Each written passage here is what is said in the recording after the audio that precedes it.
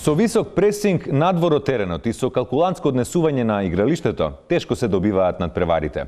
Напротив, загубата, како што од оваа временска дистанца е евидентно, може да биде огромна. Вчерашни, уште лани, пренесувајќи атмосферата на еден од мечевите, предвиде дека со таков ритм на игра, последиците за тогашниот лидер на табелата ќе бидат катастрофални.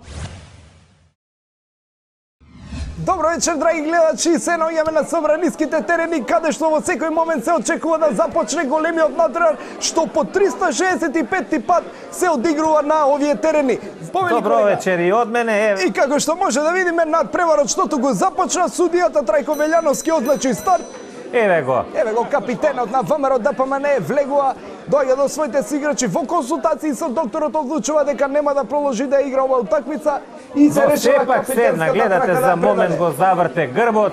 Какво не почини, мала мешаница, но тој тргна да излегува. Тука го имаме Зоран Заев, погледнете како самоуверено истапува на теренот. Ете и тој заврте грб на нас, на македонската публика, гледате како нешто да сака да се договори. Ау, каква реплика, драги гледачи! Контра реплика! Контра реплика, драги гледачи! Погледнете колку е возбудлив овој надпревар. Дали ќе имаме уште една контра реплика или Димовски повторно? Публиката од надвор навива, вика Македонија, Македонија, како да сакаат да влезат на теренот, сакаат да нема се надевам дека ќе знае, ако ова се случи, ние ќе добиеме санкции од Меѓународната Федерација Собраниска, нема да имаме можност веќе да играме утакмици во нашиот терен. Да се подсетиме имено на последните утакмици што беа играни во 2012 година. Уште тогаш требаше судиите да ги санкционираат, вакви повреди се казнуваат секаде во светот. И ова нема смисла. Мислам, вакво задржување на времето нема. Овде секаде сите судии во странство ова би го санкционирале.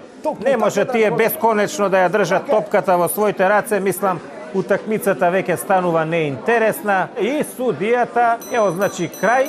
Тоа беше све за спортскиот пренос ова вечер. Се гледаме наредната недела. Довидување. Довидување.